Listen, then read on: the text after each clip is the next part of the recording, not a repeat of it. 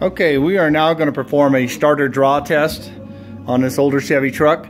We're going to use the Snap-on MT552. It's just like the VAT40, functions the same. I've got the leads hooked up to the battery. So I've got the negative lead going to the negative post and the positive going to the positive post.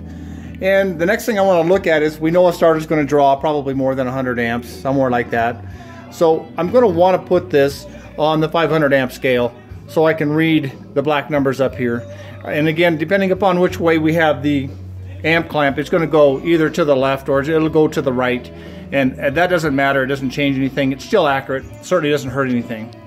So let's take a look at our amp clamp. Our amp clamp is going to be clamped onto the wire that goes to the starter, which is our main cable right here. We don't really have to have these two little green ones in there. I just went ahead and did it anyway, just in case they go somewhere that is drawing some current. I'll pick it up. But for the most part, just this bigger one here. Well, let's just do it. Let's just go ahead and hook it up right there. Okay, so that's hooked up to the wire that goes directly to the starter. The next thing we have to do is hook up what we call a bump switch or a jump switch, or any kind of this switch like this. This switch is hooked up to the S terminal on your starter, and it's also hooked up to the other end of your positive battery cable that's sitting down at your starter as well.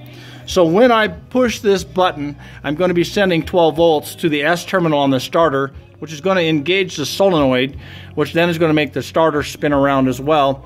And then we can read the amps on the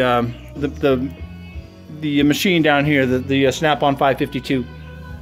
A couple precautions to know about. We need to make sure that our vehicle is in park. Emergency brake is on.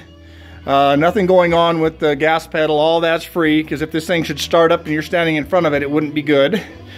And then we want to make sure that we disable the ignition system, or disable it from starting some way, somehow. You'll probably have to read the service manual or look up the steps to make that happen.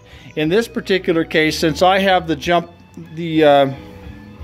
switch right here on the starter, I don't have the ignition key on, so it's not going to start. Some vehicles you want to make sure, pull a fuse, whatever you need to do. So we're going to give this a quick bump and make sure we've got it hooked up right and that the starter actually tries to start. And it does. So we're good to go. Now we're going to crank this thing for a few seconds, not very long. We don't want the starter to get hot, while we watch our amp scale here. So here we go. And that's sitting at about 160 amps. So we know that this starter is drawing 160 amps. We're going to look up the specs on what it should be drawing, and then we'll know if our starter is the cause of any sort of a problems, if our starter is good, whatever we need to do. But that's a simple starter draw test.